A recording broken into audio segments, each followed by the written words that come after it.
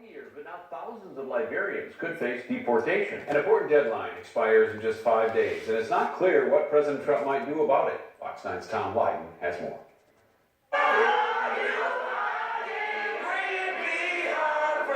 On the steps of the Minnesota Capitol, hundreds sing the Liberian national anthem.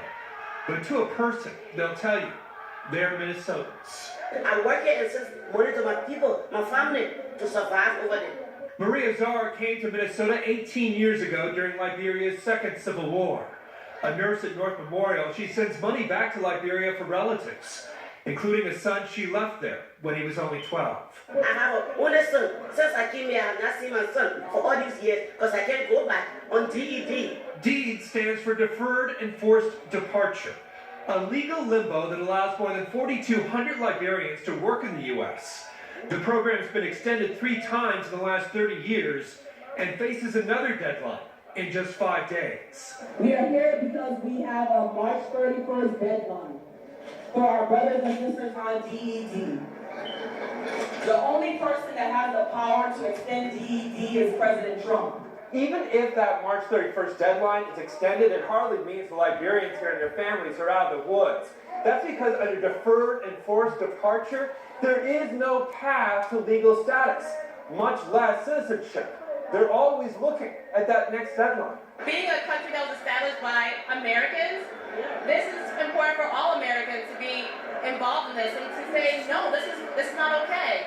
We cannot send these people back home to a place they don't know. The history here is important. In 1822, Liberia was colonized by freed American slaves. Many of the cultural connections remain, like the Liberian flag and its constitution. It's also a country scarred by 2 civil wars and the brutal reign of former President Charles Taylor. More than 250,000 people were killed. Thousands of others starved. Louis Stevens escaped the war 18 years ago. I want you guys to know that we are Minnesotans. I live here 18 years.